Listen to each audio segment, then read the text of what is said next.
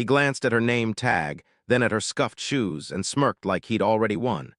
To Harrison Sterling, the waitress standing at his table wasn't a person. She was part of the decor, like the candlelight, the violin in the corner, the view outside the glass. Something you paid for, something you could talk down to if you felt like proving a point. And tonight he felt like proving a point. So he switched to a rare, overly, high-class dialect of French, fast, sharp, dripping with arrogance, just to watch her struggle in front of his date. He expected embarrassment. He expected silence. He didn't expect the reply that would freeze the entire restaurant. You're watching Kindness Valley, and this story is about what happens when a man uses language as a weapon and finds out the woman he targeted has been holding a sharper blade the whole time. Before we jump in, if you enjoy stories where karma shows up right on time, make sure you like, comment, share, and subscribe to Kindness Valley. It helps the channel a lot, and I want to know what you would have done in her place. Loranie was Manhattan's idea of French luxury. Everything glittered, crystal glasses, polished silver, soft gold lighting. The air smelled like truffle oil, expensive perfume, and old money pretending it had always been there. For Sarah Bennett, though, it mostly smelled like exhaustion. She adjusted the waistband of her black slacks, too loose, held together with a safety pin hidden under her apron, and shifted her weight to ease the pain in her left foot. 9 hours on the floor. Her discount non-slips were coming apart at the seams, and she could feel it with every step. Move, Bennett, table 1. VIPs, Charles Henderson, the floor manager, hissed as he passed her, as if she was a slow machine instead of a human being. On it, Sarah said, voice calm, face neutral. She'd learned the trick years ago, never let them see you react. Reaction was what certain customers lived for. She grabbed a water carafe and headed toward the front just as the heavy doors opened. The man walked in first, tall, expensive suit, the kind of posture that demanded attention without asking for it. His face was magazine handsome, but in motion it looked cold. His eyes scanned the room the way people scan stock charts. Sarah knew him from receipts and whispers from the staff. Harrison Sterling, hedge fund manager, hostile takeover king. New money with old money attitude. Behind him came a woman in a deep red dress. Stunning but tense, arms folded, shoulders slightly drawn in like she'd been bracing all day. Kevin, the teenage host, practically bowed. Right this way, Mr. Sterling. Harrison didn't acknowledge him. He strode straight to table 1 by the window, the best seat in the house, and sat down like he owned the city outside. Sarah approached with her professional smile, the one she could put on even when her feet felt like fire. Good evening. Welcome to Loranie. My name is Sarah. I'll be taking care of you tonight. Harrison didn't look up. He inspected his fork, turning it in the light as if hunting for a flaw. Sparkling water, he said. And bring the reserve wine list, not the one you give tourists. Of course, sir. Sarah turned to the woman. And for you? Still water, please, the woman said softly. Her eyes flicked to Sarah with an apologetic expression that felt like a quiet warning. Sarah nodded and began to step away. Wait! Harrison's voice snapped like a leash. She turned back. Yes, sir. Make sure the glass is actually clean this time, he said loudly enough for nearby tables to hear. Last time it was foggy. Hard to find competent help these days. Heat crawled up Sarah's neck, but her face stayed composed. I'll personally inspect them, sir. He waved a hand, dismissing her like a fly. As she walked away, she heard him laugh and lean toward his date. You have to be firm with them, power dynamic. You wouldn't get it. In the service station, Tonia, the bartender, muttered, he tipped 5% last time, tried to get the valet fired because it was raining. Sarah exhaled slowly. I can handle him. But deep down, she felt it, the way boredom made certain rich men dangerous. They didn't just want service, they wanted control. 20 minutes later, Sarah returned with appetizers and the bottle he'd chosen. A 2015 Chateau Margaux, the kind of wine that could cover her father's rehab bill for a month. She poured carefully. Harrison sniffed the glass theatrically, swirled it, then frowned like an actor preparing his big scene.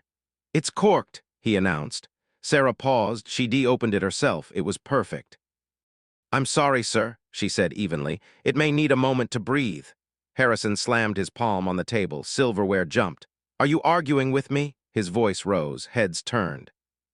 Do you know who I am? I don't need a waitress. His eyes flicked over her like an insult, with a fake accent explaining Bordeaux.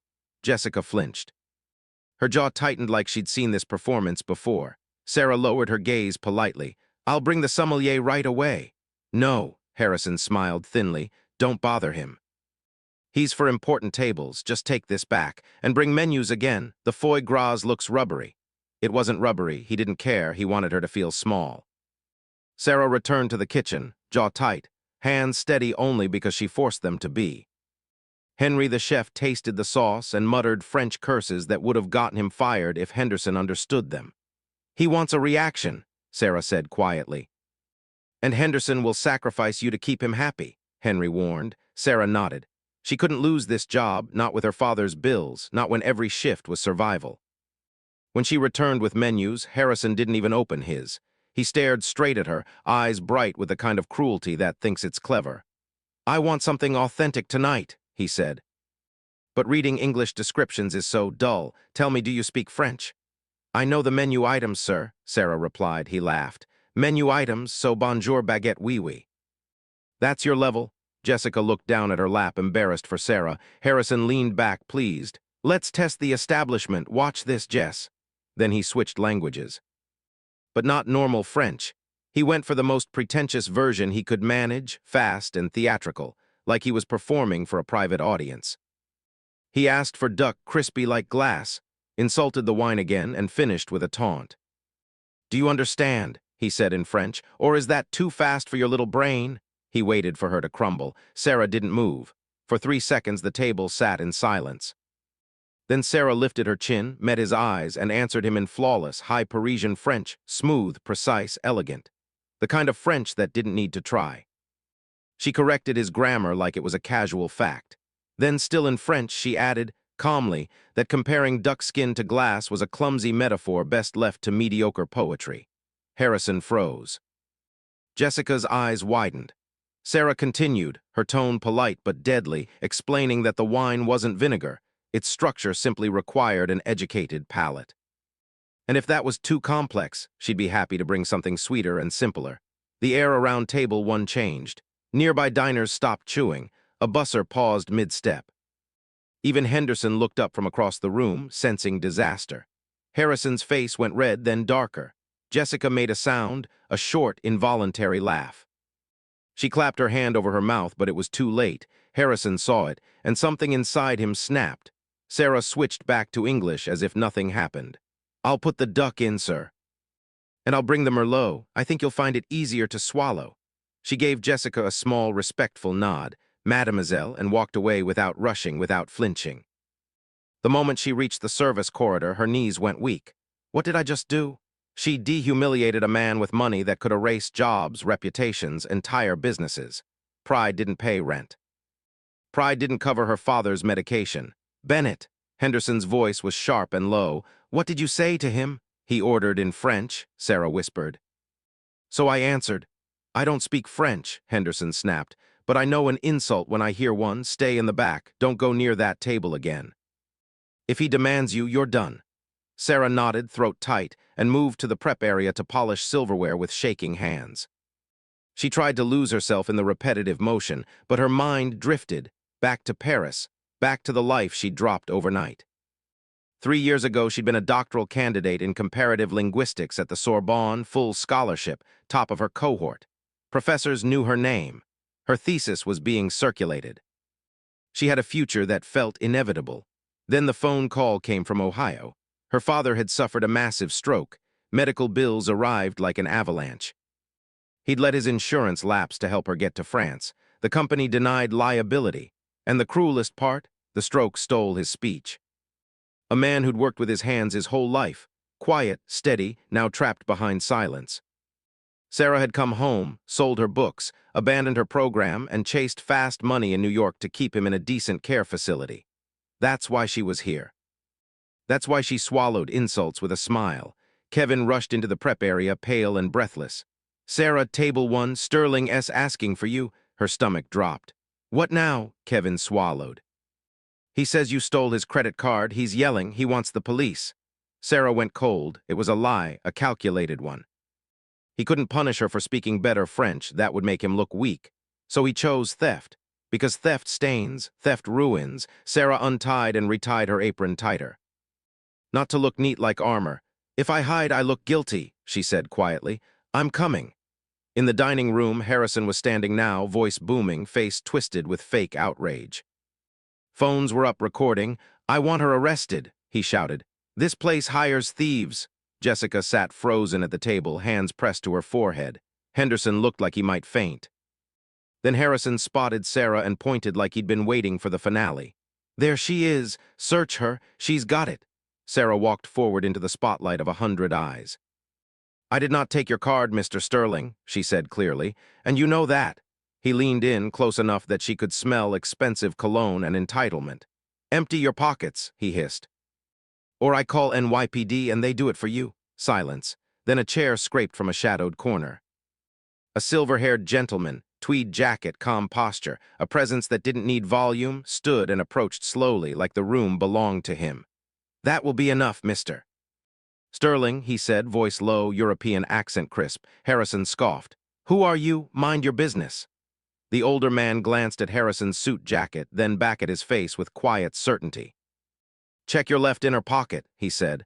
The one you patted when you stood up. Harrison's jaw tightened. For a second he refused, because checking would mean admitting doubt. But the room was watching now, and Harrison lived for rooms watching. He shoved his hand into the pocket, pulled out the black card. A gasp rolled through the restaurant like wind. The older man didn't smile. Interesting, a miracle perhaps, or a lie designed to destroy a working woman for entertainment. Harrison stammered. It was a mistake. No, Sarah said, voice steady. It was a tactic. Harrison snapped back to control mode, grabbing for Jessica's arm. We're leaving. Jessica, now. Jessica stood up so fast her chair tipped slightly. She stared at him like she was finally seeing him clearly. No, she said. Harrison blinked. What? I'm not going with you, she said, voice shaking but growing stronger. You're cruel and small. And I'm done being embarrassed on your behalf. Harrison's face twisted. He raised his hand, and the older gentleman stepped between them. You want to fight me? Harrison spat. I don't fight, the man replied calmly. I end men like you, Harrison scoffed. And who are you supposed to be? The man's eyes held his without effort. Lucian Valmont. Harrison went pale so quickly it looked unreal. Valmont International wasn't a person you argued with. It was the kind of name that moved markets. Lucian continued, almost conversational. My group is the majority shareholder in the bank that underwrites your leverage. We hold most of your debt. Harrison's lips parted. No sound came out. Lucian lifted his phone. I think we call those loans in tonight. Harrison panicked. You can't over a dinner. I can, Lucian said, because character matters. And I don't fund men who enjoy breaking people. He leaned closer, voice quiet. Leave before I decide to buy whatever building you live in, just to evict you for practice. Harrison looked around. No allies, no laughter, no power. He turned and walked out fast, almost running. When the doors shut behind him, the room broke into applause. Sarah stood still, breathing hard, as if her body hadn't caught up to what just happened. Lucian turned to her, softer now. Sarah Bennett, she blinked. How do you know my name? I read your work, he said. Your thesis on semantic drift and aristocratic dialects after the Revolution. I was on the committee preparing to award you the Geneva Fellowship. Then you vanished. Sarah's throat tightened. My father got sick. I had to come home. Lucian studied her face, really studied her like he was seeing the whole story behind her tired eyes. You traded your future for his care, he said. I respect that. But the world still needs your mind. He slid a simple card across the table. The Valmont Foundation. We're opening a Manhattan wing, he said, digitizing private letters from the 1700s. Millions of pages. We need someone who can hear meaning in grammar. Sarah's hands trembled as she touched the card. I can't afford to leave my job. My father's facility. Lucian took a pen and wrote a number on a napkin. $185,000. Sarah's breath caught. Benefits, he added. And we own a controlling interest in St. Jude's Neurological Institute in Westchester. Sarah's eyes filled instantly. St. Jude, was the place doctors mentioned like a dream, best therapy, best outcomes, but impossible money. I can have your father transferred by Monday, Lucian said. Covered. Tears slipped down her cheeks, cutting through cheap concealer and weeks of stress. Why? She whispered. Lucian's expression didn't turn pitying, it turned certain. Because tonight you reminded a room full of wealthy people what dignity looks like. And because I invest in people worth investing in. 6 months later, Sarah sat in a sunlit archive office with clean shelves, quiet air, and shoes that didn't hurt.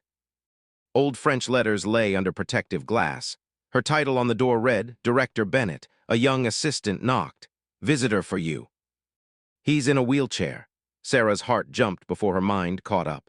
In the lobby, her father sat beside a nurse, looking healthier than she'd seen in years. His eyes met hers, clear, present. Dad, she whispered, stepping closer like she was afraid the moment might disappear. Thomas Bennett lifted his good hand and took hers. His mouth moved carefully, fighting through months of therapy. Sarah, he said, rough, slow, but unmistakable.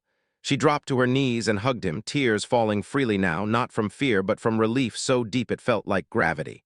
Proud, he managed. So proud. And in that moment, Sarah understood something she'd forgotten while surviving. Life can change in a single conversation, especially when you refuse to let someone else decide your worth. Somewhere out there, Harrison Sterling was still chasing control, still buying expensive things to cover cheap character. But Sarah had something he never would. She had her voice, her future. Her father's words, and that's the real kind of wealth. If you enjoyed this story, don't forget to like, comment, share, and subscribe to Kindness Valley. Tell me, what would you have done if you were in Sarah's shoes? And I'll see you in the next one.